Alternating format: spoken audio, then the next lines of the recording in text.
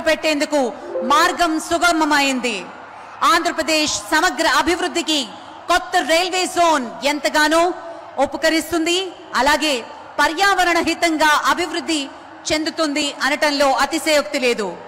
Green hydrogen project కు Andhra Pradesh hub గా మారుస్తామంటూ ముఖ్యమంత్రి మన ప్రియతమ నేత శ్రీ నారా చంద్రబాబు నాయుడు గారు చెప్తూ వస్తున్నారు. ఉప ముఖ్యమంత్రి శ్రీ పవన్ కళ్యాణ్ గారు సైతం అభివృద్ధి పర్యావరణ హితంగా ఉండాలి అంటూ సూత్రీకరణగా ఆంధ్రప్రదేశ్ ముందుకు తీసుకువెళ్తున్నారు. ప్రాజెక్టులన్నీ పర్యావరణ హితంగా ఆరంభించాలి. ఇప్పుడు ఆ అభివృద్ధికి కేంద్రం తీసుకుంటున్నటువంటి చర్యలు మద్దతుగా ఆంధ్రప్రదేశ్ గ్రీన్ హైడ్రోజన్ ప్రాజెక్టును ప్రారంభించుకుంటున్నాం.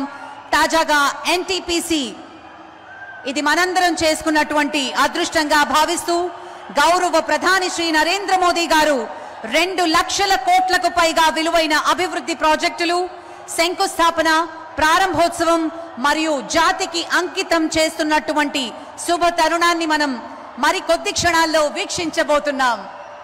రోడ్ షో ముగించుకుని కూటమిత్రయం ప్రధాని నరేంద్ర మోదీ, జనసేనాని పవన్ కళ్యాణ్ మరియు మన ప్రియతమ ముఖ్యమంత్రి వర్యులు శ్రీ నారా చంద్రబాబు నాయుడు గారు ప్రధాన వేదిక మీదకి వస్తున్నటువంటి అమూల్యమైన క్షణాన్ని మనం వీక్షిస్తూ ఉన్నాం.